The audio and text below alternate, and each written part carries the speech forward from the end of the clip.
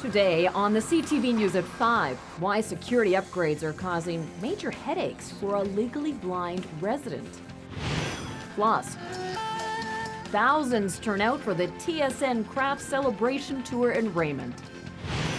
And we introduce you to a remarkable motley crew of rescue dogs.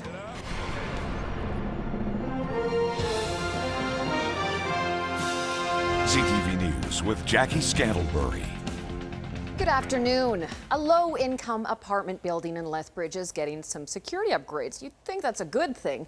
The Castle Apartments building on 2nd Avenue and 2nd Street has given security key cards to tenants to keep unwanted visitors out of the property. But those security measures are actually causing more problems for those who are calling the building home, perhaps. Keaton Gerberback has more. Difficult as a matter of fact. James Arnold is legally blind and has mobility issues, and he chose Castle Apartments because it's convenient to get into his apartment. But he has found it a lot more challenging since new security measures went into effect to cut down on unwelcome visitors. He now only has one entrance. It's only accessible by key cards, and James has to negotiate stairs and dark hallways. He says since Canadian mental health increased security measures, it's causing more headaches. I entered into the building, right? I have to put down the bags to go through a door, pick the bags up, and then slide down the wall on the side of the wall because there isn't a railing on that side.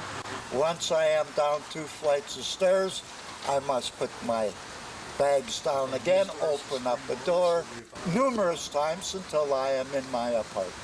Because of the higher security, tenants can no longer enter through the building's side gates, which is also impacting other residents. The parking lot is just over here.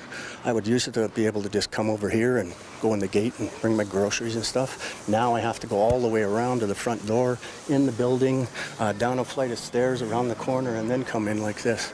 I can't imagine what it's like if you're handicapped. One of the issues tenants face is taking out their garbage. They must walk from the front of the building on the other side of the street to throw away their trash here in the alleyway. They say if they were given a key to this gate, they could remain within the building and avoid the long walk around it. Canadian Mental Health says their first goal is safety. The organization says many tenants have expressed concerns over unauthorized entrance to the property. We've had a number of complaints by tenants because of after-hour parties and things like that. Our priority is making sure that the safety of our tenants are first and foremost. Executive Director Deb Chenry says they're more than willing to work with tenants that are having problems. James says he doesn't mind the security measures. He just wants easy and safe access in and out of the place he calls home. Keaton Gerberback, CTV News, Lethbridge. As of now, the owners of the building are keeping the outside gates locked from the inside to keep the security measures in place. Tenants will continue to use the main entrance into the building to get into their apartments. The inquiry into healthcare queue jumping in Alberta says it did happen and it could happen again. The inquiry heard from 69 witnesses over 23 days of testimony last spring. Justice John Vert says some people did get preferential treatment and were pushed to the front of the line for services, including colonoscopies. He says changes will be needed to prevent it from happening again. He recommends making it mandatory to report queue jumping, and he says whistleblowers should be protected. Verte's report says the Calgary Flames, they also got preferential access in 2009 when they and their families got an H1N1 vaccination ahead of the public. It calls for a clear policy to prevent that in case of pandemics again. We've got more on the story coming up on our news at 5:30.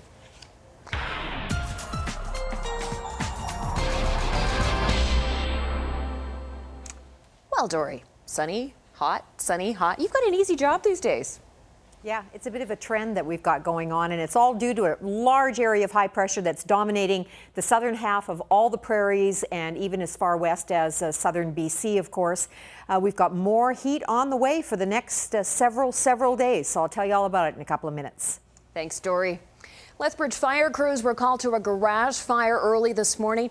It was caused by the spontaneous combustion of oily rags. The fire happened around 4 a.m. at a home on Queens Road West. Damages pegged at around $10,000. It's not every day a small southern Alberta town gets to host a national sports show, but that's happening in Raymond tonight. And the Craft TSN Celebration Tour is in full swing. All right, it's a hot day, so let's try the sprinkler. The festivities started at noon with music, free burgers, face painting, and children's games. Meanwhile, the TSN crew was setting up the stage and preparing for the broadcast, hosted by sports anchors Darren Detition and Jennifer Hedger. Raymond beat out Vulcan in an online voting contest back on July the 15th and was named one of 10 communities across Canada to host a live national broadcast and receive a $25,000 award from Craft. It's awesome. I mean, anytime you can have community get involved and excited about anything, it's an amazing thing. And the spirit in this community as a result of this and TSN coming into town has been amazing. I don't know if you can put a value on it. It just really, it brings the community together. You can just, as you look around, the spirit of the community is right here. The Craft Celebration Tour supports and recognizes the amazing projects that Canadians work on in their communities to create something new or make something better. And Craft is proud to support those projects. It's a proud day. You know, the people are proud. They want to show their town off. We're happy to be here. It's really, really a fun event. It's one of the best things we do at TSN easily. Raymond plans to use the money to help fund a new multi-purpose soccer and football complex in Vermeer, hosted the event just a couple of days ago. Whoop Up Days is off to a great start. A big parade and great weather helped to get fairgoers in the mood. Attendance for opening day was 7,642. That's up over 1,600 from last year's first day. And while there are some new things to see and do at Exhibition Park, some of the old favorites are back too, and that includes Bert Davis and his motley crew. Jeanette Roche has their story. Bow, bow, jump, bow. They say you can't teach an old dog new tricks, but when Bert Davis, also known as the Coppertown Clown, scouts for the right pooch to train for his show, it's not just the young pups he looks for. Usually when I go to the shelter, I get a dog that's 1.5 years to 2 years old. I don't get puppies because puppies are like the terrible twos in kids.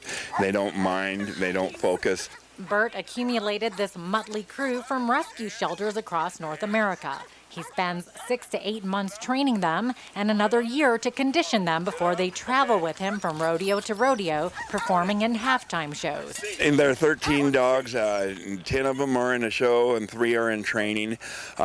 Each dog has a story. They're rescue dogs, owner surrender dogs, or strays. The youngest is about 3. And at 11 years old, this little white terrier named Harley is the oldest of the pack. He was rescued several years ago by Bert after having battery acid poured on him. Another one of his dogs was dragged from the back of a vehicle before he became a rodeo star. We enhance their athletic ability.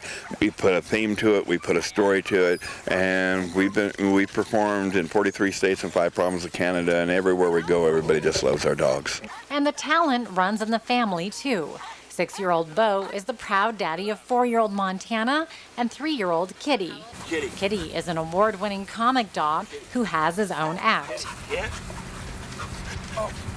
Now, when Bert goes to the shelter to find his rescue dogs, not only is he looking for the right age, he's also looking for the right temperament and intelligence.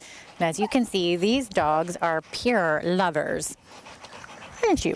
I like getting dogs out of shelters because they know they're in jail. And with me rescuing them, giving them the love, teaching them what they need to learn, they appreciate it more and they become great dogs. Jeanette Roche, CTV News, Lethbridge. Southern Alberta families who farmed or ranched the same land for 100 years were recognized at Whoop Up Days. 10 pioneering families were presented with a bronze plaque by the government of Alberta to commemorate the legacy these families have built. Prior to the discovery of oil, agriculture was Alberta's primary industry and is still the province's largest renewable industry. In the early 1900s, many families overseas migrated to Alberta to form the backbone of our agricultural society. These people have built the country, and I think it's only appropriate that the centenarians that are being recognized today receive their just due.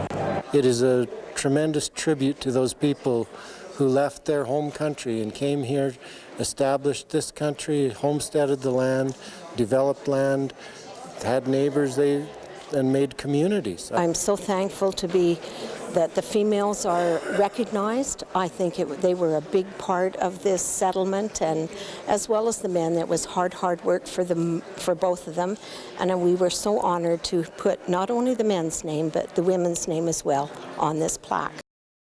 This year, a total of 82 families were recognized across the province. Coming up after the break, Dory's going to tell us what we can expect for the weekend. Here's a look at the day's markets.